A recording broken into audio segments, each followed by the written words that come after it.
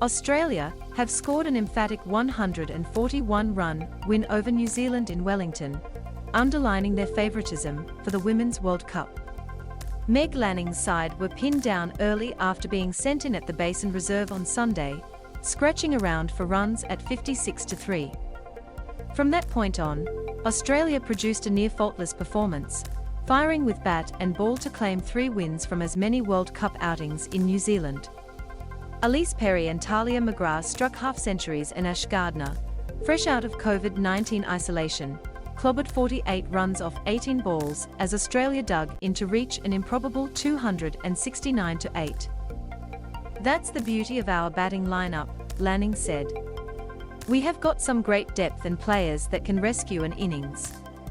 The Australian pace attack did the damage, as the White Ferns finished all out for 128, their 3 most lethal bats gone within 8 overs.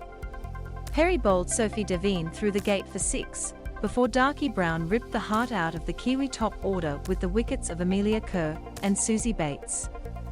Beth Mooney produced a stunning dive in slips to remove Kerr, giving the South Australian teenager her first World Cup wicket. The scorecard read, "C. Healy B. McGrath," when Maddie Green poked at 1 shortly after, and Brown then trapped Frankie Mackay LBW to leave the Kiwis demoralised at 35-5.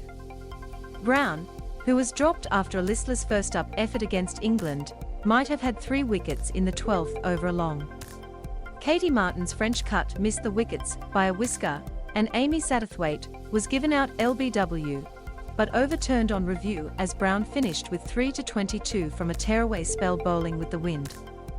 The end was nigh for New Zealand, hastened by Amanda Jade Wellington's 2 wickets in 2 balls and Gardner's late effort. "Poor," Devine said when asked to sum up her team's batting effort. "It might have been so different for the White Ferns, who have now lost 12 straight against Australia. They were on top for much of the Aussie innings after winning the toss and bowling on a green wicket. Openers Rachel Haynes and Alyssa Healy made a slow and steady start, navigating the first 9 overs before a bowling change brought their undoing. Healy pulled straight to deep mid-wicket for 15, Lanning was caught behind slashing at Hayley Jensen's wide delivery for 5, and Haynes was bowled by a Lee Tahuhu thunderbolt for 30. Perry formed the spine of the Australian recovery, partnering with Mooney for a 57-run stand, and then McGrath in a vital century partnership.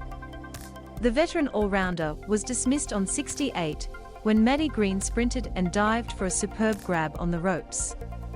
By then, Australia had salvaged its innings, and Gardner arrived in the 46th over to put the cherry on top. The reigning Belinda Clark medalist caught COVID-19 on the eve of the tournament, and only left her mandatory isolation for a sole training on Saturday. She threw her bat at everything and was richly rewarded, helping Australia to a strong score. "I guess that shows the quality of the Australian side," Devine said. "Even though we had them 3 or 4 down, and had the run rate under control, they were able to launch." Tahuhu finished as New Zealand's best with 3-53, despite Gardner plundering 16 off her last over, and now has the most wickets at the tournament. Still, the White Ferns are now 2-2, and, with a major net run rate dip, face the prospect of missing the semi-finals on home soil without an uptick. They play world number 2 South Africa on Thursday in Hamilton, and England on Sunday at Auckland's Eden Park. Australia march on, and will have the chance to make it 4 out of 4 against West Indies back at the Basin Reserve on Tuesday.